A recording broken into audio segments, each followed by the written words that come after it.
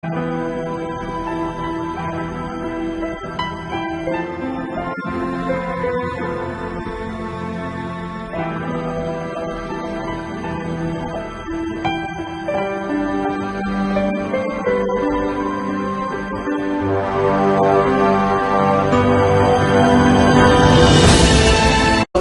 pie, vamos a ir a la palabra de Dios.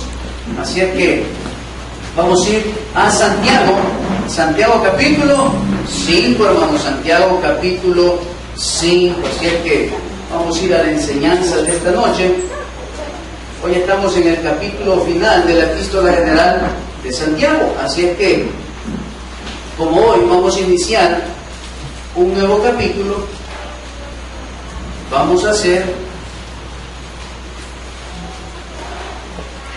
un repaso de lo que hemos visto y vamos a empezar a ver la parte de Santiago capítulo 5 versículos del 1 al 6. Así es que, ¿lo tenemos, iglesia? Amén. Amén. Así es que, y dice la palabra de Dios: vamos ahora, ricos, llorad y aullar, porque las miserias que os vendrán. Vuestras riquezas están podridas y vuestras ropas están comidas de polilla, vuestro oro y plata están enmohecidos, y su moho testificará contra vosotros y devorará del todo vuestras carnes como fuego. Habéis acumulado tesoros para los días postreros. He aquí, clama el jornal de los obreros que han cosechado vuestras tierras, el cual por engaño no les ha sido pagado por vosotros, y los clamores de los que habían cegado han entrado en los oídos del Señor de los ejércitos. Habéis vivido en deleite sobre la tierra y sido disolutos. Habéis engordado vuestros corazones como en día de matanza. Habéis condenado y dado muerte al justo, y él no os hace resistencia. Señor, te damos gracias, Padre, en esta noche por la oportunidad que nos das de predicar tu palabra. Gracias, Señor, porque hasta aquí tú nos has ayudado y has estado con nosotros, Señor, en este estudio bíblico. Oro para que pongas en mi mente, Señor, las palabras, donde que sea tu Espíritu Santo utilizándome en la enseñanza, Señor, que podamos salir edificados de tu palabra. En el nombre de Jesús, amén y amén. Puede tomar asiento, mi amado hermano. En esta noche pues estaremos trayendo de nuevo un poco de repaso para que usted, si se le ha olvidado, vaya refrescando lo que Santiago nos ha enseñado en su epístola general.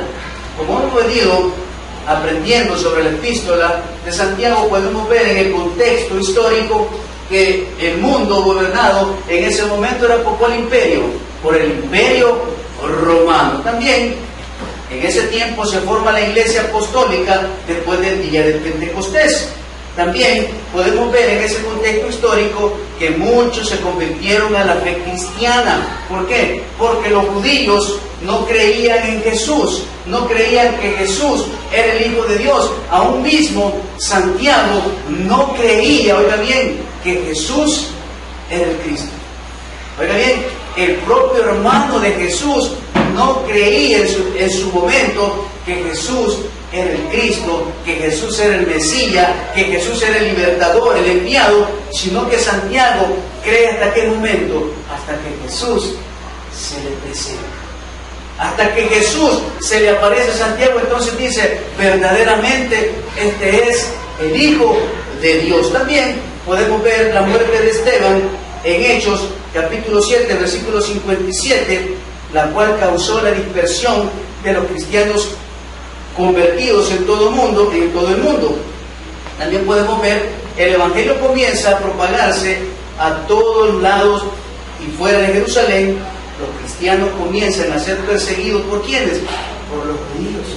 Porque los judíos creían que habría que circuncidarse, que cumplir los 613 preceptos, que tenían que vivir bajo la ley, que Jesús no tenía nada que ver con la salvación. Entonces los judíos eran los opositores ¿de quién? De los recién convertidos. Y por eso es que Santiago, en el capítulo 1 dice, Santiago, siervo de Dios, el Señor Jesucristo, a las 12 tribus que están, ¿en dónde dice? en la dispersión. Entonces podemos ver que Santiago nos está enseñando a través del contexto histórico también. Dice que muchos cristianos comienzan a ser perseguidos por los romanos. Los apóstoles comienzan a animar a los cristianos enviándoles cartas doctrinales. ¿Y quién fue el primero que empezó a enviar cartas doctrinales a la iglesia? Fue el apóstol Pablo. También muchos seguidores y apóstoles comienzan a morir por Cristo. Y uno de ellos, ¿quién fue? Fue Esteban. Las cartas doctrinales comienzan a ser la guía para los cristianos. Podemos ver en el mapa que donde empezó la primera iglesia fue en Jerusalén. Santiago era también el pastor de la iglesia, ¿de dónde? En Jerusalén. Pero después de la muerte de Esteban, dice que todos los creyentes, todos los que habían abrazado el cristianismo, fueron, que dicen, esparcidos. Como que en este momento apareciera uno de esos de tal ISIS, lleno de dinamita, y dijera,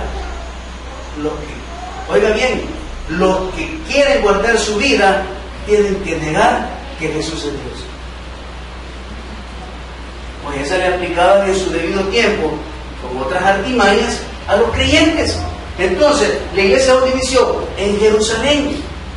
Al empezar las persecuciones, al empezar los romanos y los mismos judíos, oiga bien, incluido en ese momento el apóstol Pablo, que pedía cartas a quienes, a los emperadores, para ir a quienes, a atrapar a los cristianos. Entonces podemos ver en su contexto que la iglesia inició en Jerusalén, y ahí podemos ver hacia dónde se fueron todos los creyentes, huyendo ¿de qué? De las persecuciones. Entonces la pregunta es, si se nos diera el caso y viniera alguien y dijera, solo el que niegue que Jesús es Dios va a quedar libre, los demás se van a ir conmigo porque nos vamos a inmolar, ¿qué haría?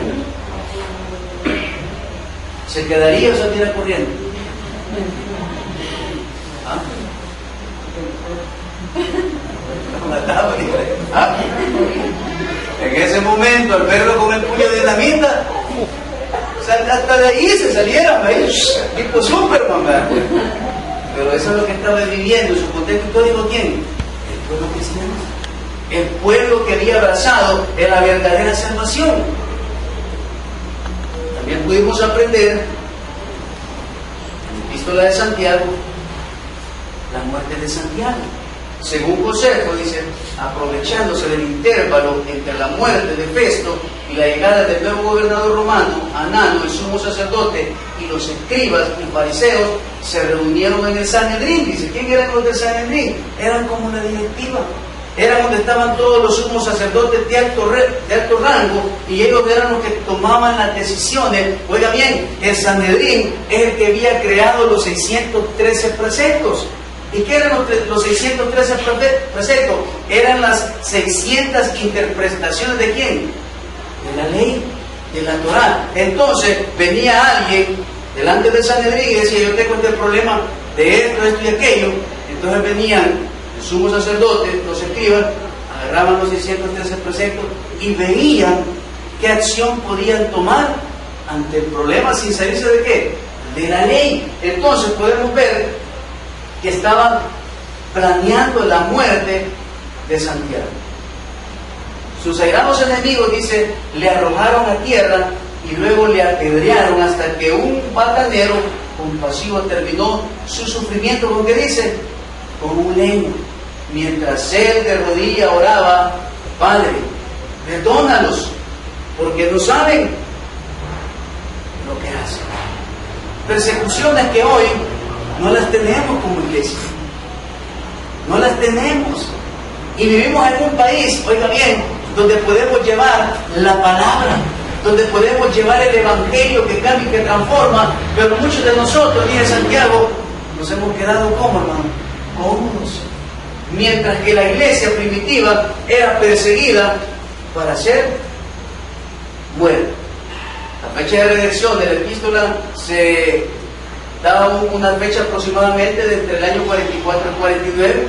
Hemos aprendido que el tema práctico de la epístola es el cristianismo, ¿qué? Práctico. Y así tiene que ser, hermano. Tenemos que manejar nosotros, ¿qué? Un cristianismo sin andarle poniendo nada adelante. Así que vamos a ir pasando porque solo es un repaso. También podemos encontrar los textos claves dentro de la epístola. Está el 1:12, bienaventurado el varón que soporta la prueba.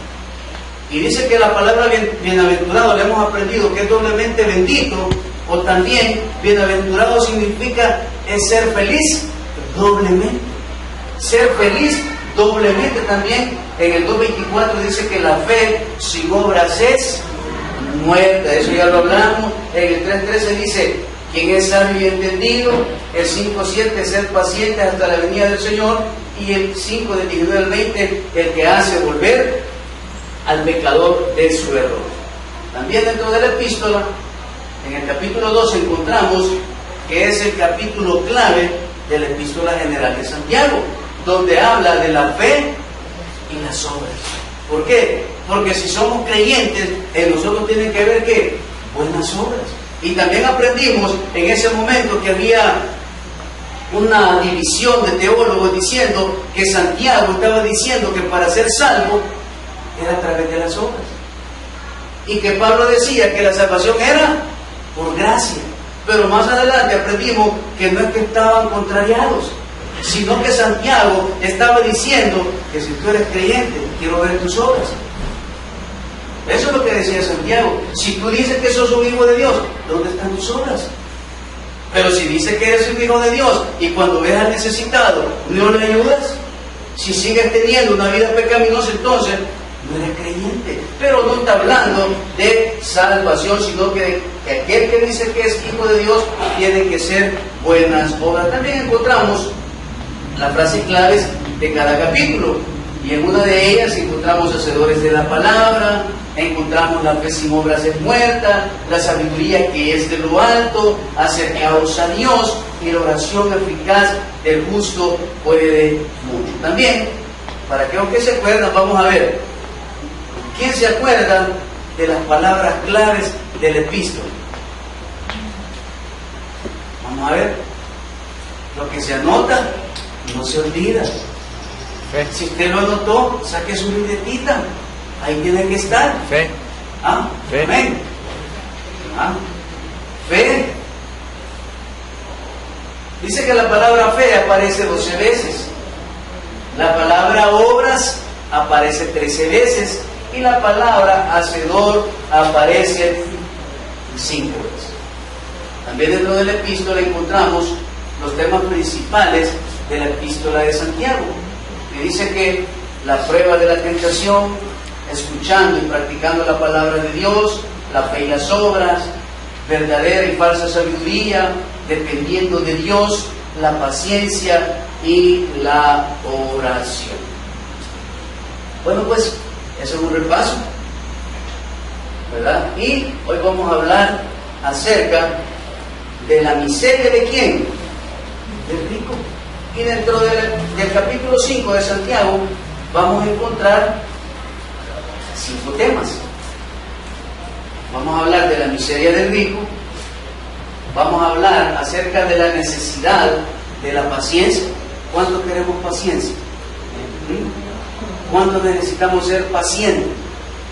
Pero miren, a Dios no le pidamos paciencia. Oiga bien, a Dios no le pida paciencia. Porque si usted le pide paciencia, que le dice, Señor, dame paciencia, Señor. Entonces, oiga bien, la prueba va a ser más larga. Porque querés paciencia, entonces la prueba va a ser más larguita. Yo esperaba que 3 meses para que estés ahí, que te sirva. Pero como querés paciencia, hoy van a ser 6 meses para que tengas más paciencia en la espera de tu milagro. También vamos a hablar del pecado de jurar. ¿A cuántos de los que estamos aquí nos gusta jurar? ¿Ah? Como creyentes no tenemos que jurar. Y muchos, ¿cómo? Te lo juro por Dios, dicen muchos. ¿Ah?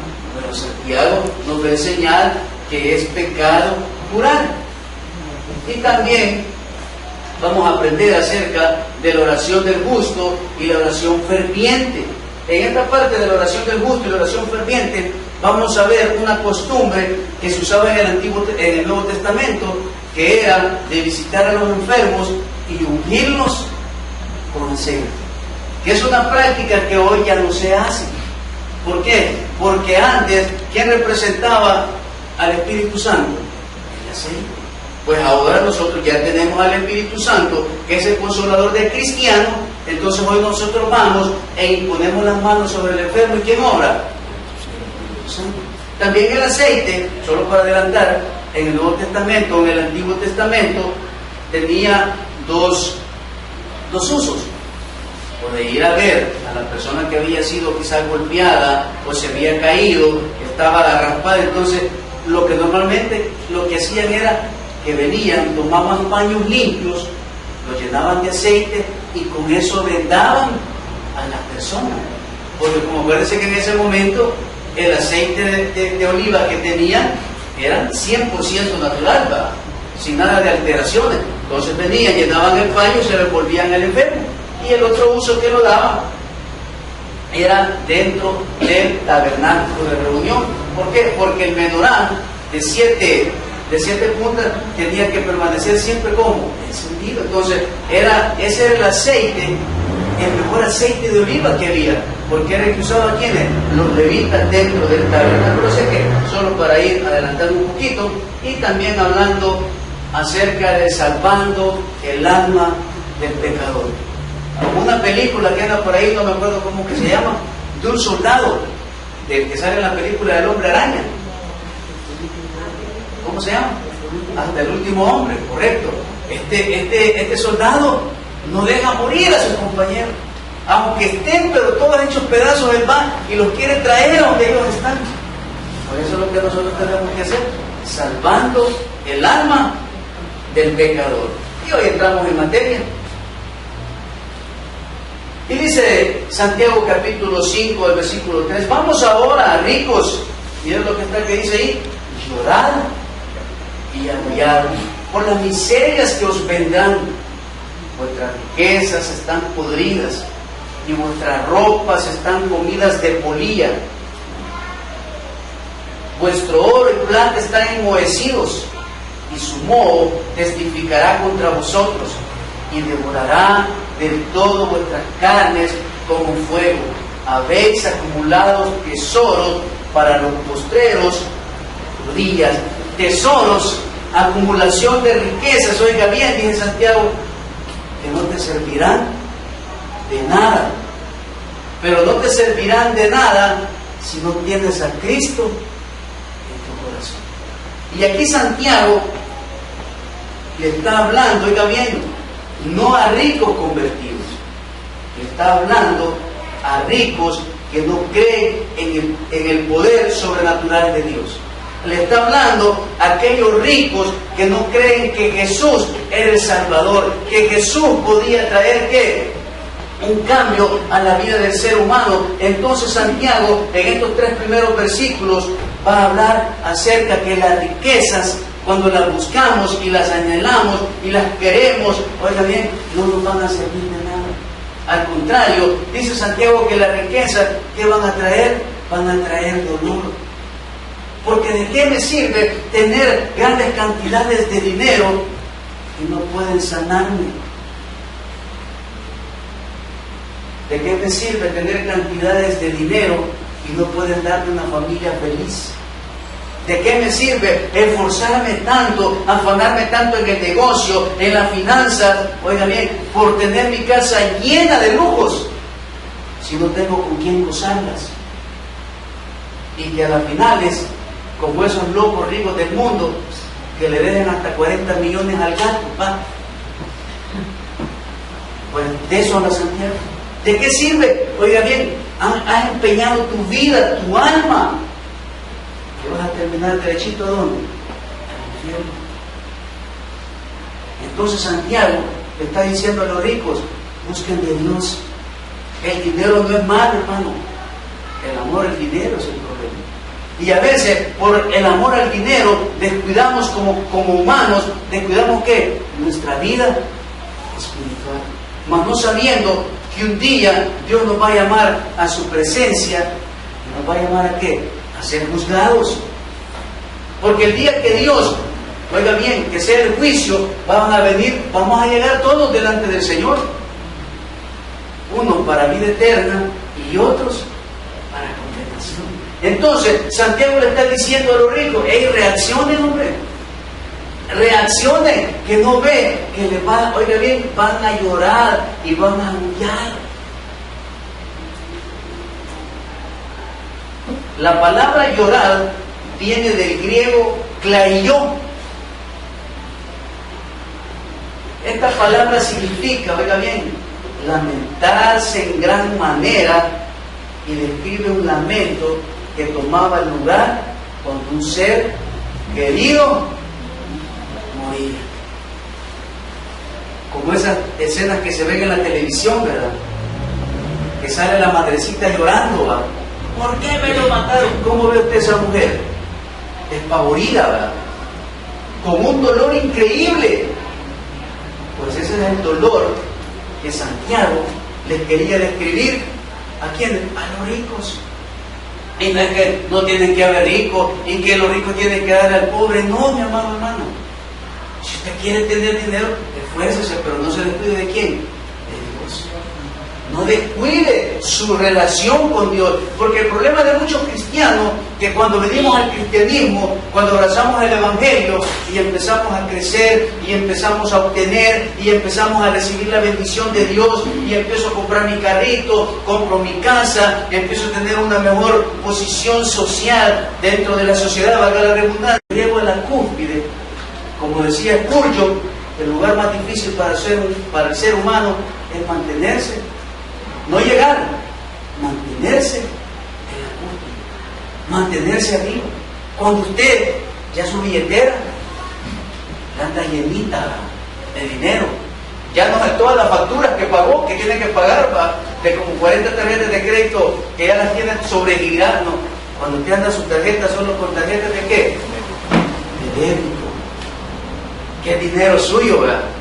Entonces usted ya anda como gastar. Pero cuando llegamos a ese momento, nos empezamos a olvidar de quién, de Dios. Y caemos, oiga bien, en la iglesia que se llama, y la vamos a empezar a ver el domingo, que es la iglesia de Éfeso. Y dice la iglesia de Éfeso, tú que has perdido tu primer amor. Y oiga bien, y no está hablando de que nos hemos ido al mundo, sino que vengo a la iglesia solo a qué. Voy a ver qué es lo que dice el pastor. Yo sigo viniendo, yo sigo asistiendo, que de repente digo, ya no voy a servir. Y dejo de decir, ya no voy a servir, como que las hermanas se pusieran en huelga aquí, va. Ya no vamos a servir, pastor. Ya tienen trabajo, ya Dios les dio una casa, ya Dios le dio una buena cuenta en el banco, entonces ya no necesito de Dios. Entonces, búsquese otra, pastor, le vamos a dar 15 días, y ya no vamos a servirnos, que nos vamos a sentar. Pues de eso está hablando Santiago, que tenemos, oiga bien, poner nuestra mirada aquí en las cosas de arriba. Porque en la palabra de Dios dice que muchos buscamos lo que se arruina, lo que se destruye, lo que la polilla termina, pero Santiago nos está diciendo, buscar las cosas de arriba, porque esas nadie se las puede quitar ni hurtar. Entonces, Santiago dice que describe un lamento que tomaba lugar cuando un ser querido moría, y eso lo podemos ver en Marcos capítulo 5, versículos de 38 y 39. Ahí va a salir en pantalla.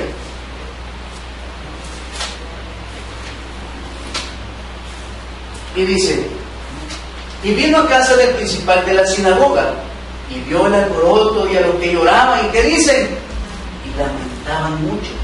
Y entrando les dijo, ¿por qué alborotáis y lloráis? La niña no está muerta, sino duerme.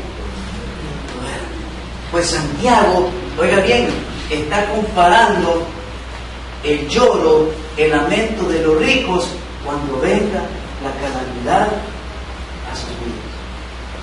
¿Y dónde puedo encontrar eso también en el Antiguo Testamento? Mañana en su casita, hoy en la noche, vaya y lea el profeta menor Joel.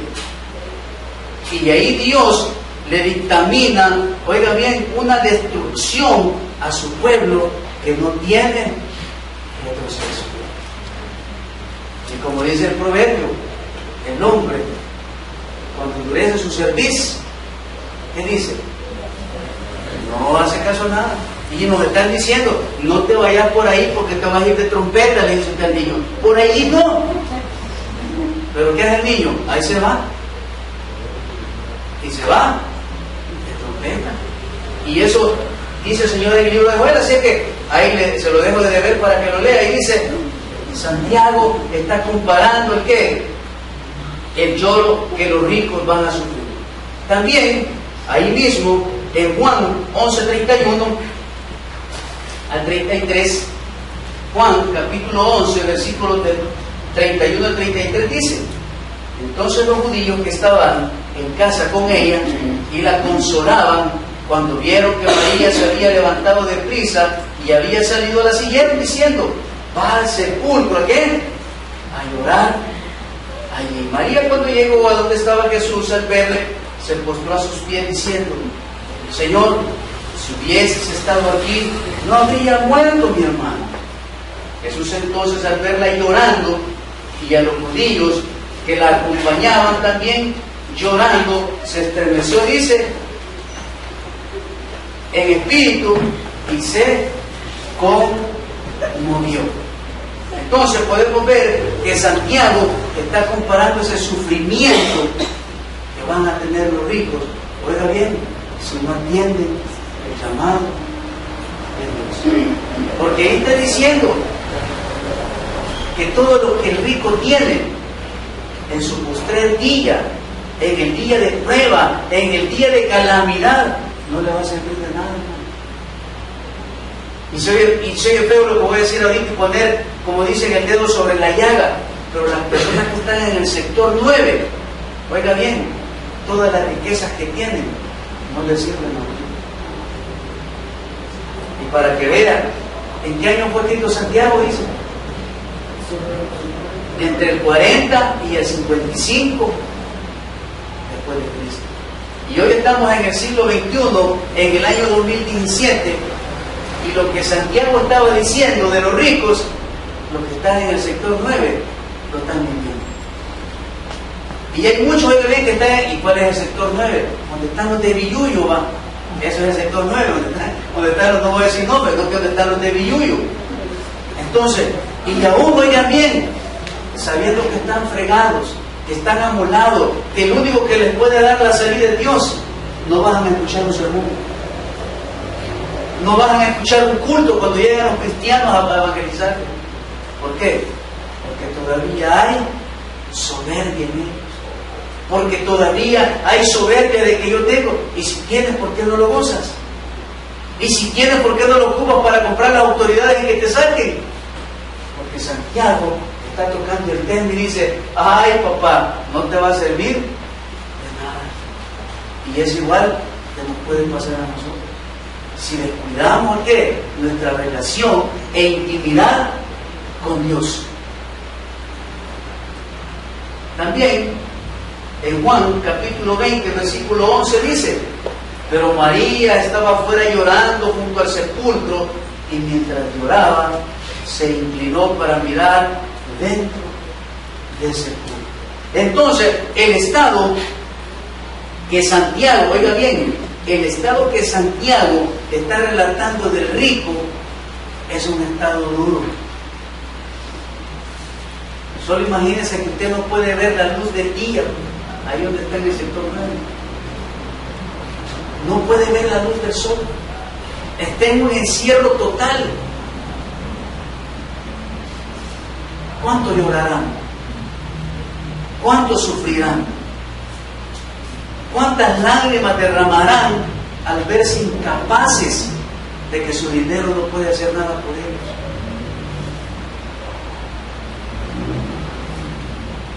Y muchos de ellos ahorita, ¿cómo están? Con hipertensión, fregados del corazón, con azúcar alta y con tantas enfermedades. Y aún así no doblamos nuestro brazo. Y aún así no vengo y derramo mi vida delante de Dios, sabiendo que el único que me puede libertar es Dios. Y quizás no de una reja, sino de mi vida, de mi postrer estado, dice Santiago. Y dice Santiago, del postrer estado, dice, vuestro oro y plata están enmohecidos, y su moho testificará contra vosotros, y devorará de todas vuestras carnes, como dice, como fuego. ¿Por qué? Porque no voy a poder ocupar nada de esas riquezas infructuosas, porque me envanecí, porque me enfrasqué en obtener lo bueno, en ser mejor. Y le dice Santiago, y cuando ya tenías todas tus riquezas, te volviste el peor opresor ¿de quién? Del pueblo. En un comentario decía que Santiago era uno de los originadores del socialismo, porque Santiago estaba queriendo, oiga bien, decirle al rico que compartiera sus riquezas ¿con quiénes? Con los pobres. Porque la mayoría que venían al cristianismo en el Nuevo Testamento era gente pobre. ¿Por qué? Porque eran los que estaban dispersos, porque andaban huyendo. Entonces la mayoría venían de la pobreza. Pero esa persona que hace ese comentario dice, está perdido. ¿Por qué? Porque Santiago está hablando ¿de qué? De salvación. Santiago está ¿de qué? De que tengo que tener un corazón dispuesto para con Dios. Y si tengo un corazón dispuesto para con Dios, mis mismas riquezas que yo tengo me van a hacer buenas obras en las personas. La palabra aullar viene del griego ololuso. Esta palabra aparece solamente en el Nuevo Testamento y describe un chillido y un grito de dolor. ¿A quiénes les gusta ver las películas de terror? No, pero a los que les gusta, hay unos gritos que se ven ahí que usted está bien concentrado en la película y de repente usted aquí de gran grito, ¿va? Ahora imagínense todas estas personas llorando, estas personas sufriendo. ¿Por qué? Se acercó el hermano. ¿Ah? Entonces Santiago está describiendo como un chillido, un grito de dolor. ¿Por qué? Porque las riquezas no sirven, no van a ser de bien. La palabra miserias viene del griego talaipoira o talaipoira, y dice que esta palabra se encuentra solamente en Santiago 5.1 y en Romanos versículo 16. Yo lo puse desde el 10. Esta palabra describe un gran sufrimiento y aflicción.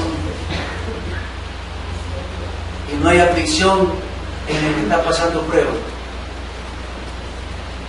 Te puede tener millonados, millones, no puede hacer nada con ellos. Hay un famoso empresario que ya murió, Archibaldo. Él era el dueño del Banco Agrícola, creo yo. Y todo su dinero no lo pudo sanar de un cáncer. No sabemos si recibió a Cristo, no lo podemos condenar.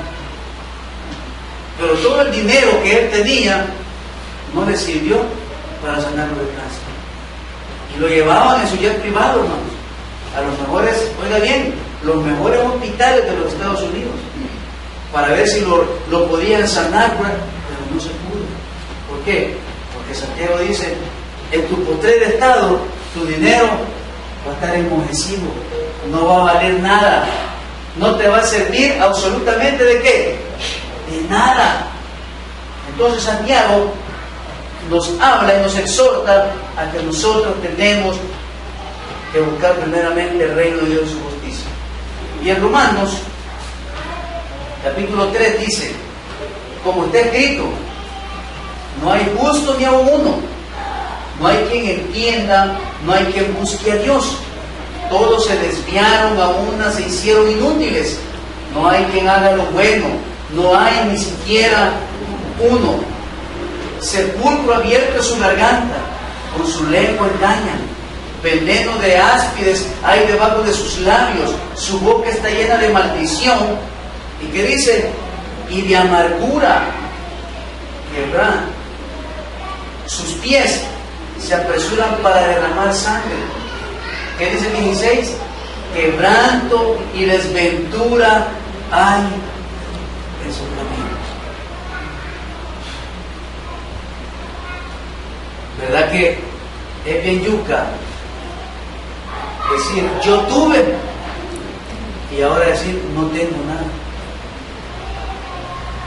Por eso es que hay un dicho que dice, ¿va? Es mejor haber nunca tenido y llegar a tenerlo que haber tenido y no tener nada.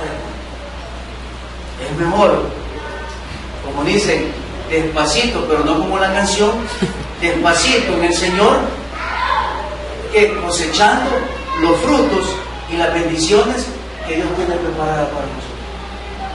Es mejor despacito, viviendo bajo la voluntad de Dios y no afanarme por enriquecerme, descuidar mi vida espiritual, no hacer, oye bien, no recibir el mensaje de la palabra, hacer a un lado a las personas y enriquecerme para que al final mi riqueza no reciba de mí. Y que mi postrer estado, ¿hacia dónde va a ser, iglesia? A la condenación. ¿Y dónde vemos un caso de esos? Vamos a ver. El rico y Lázaro. El rico y Lázaro. El rico lo tenía todo. Pero al momento que murieron, ¿a dónde fue el rico? ¿Ah? Fue a un lugar de tormento, no el infierno. Hay muchos que dicen, se fue al infierno. No, se fue a un lugar de tormento, dice la palabra. ¿Y dónde se fue Lázaro? Fue al seno de Abraham, no fue al cielo.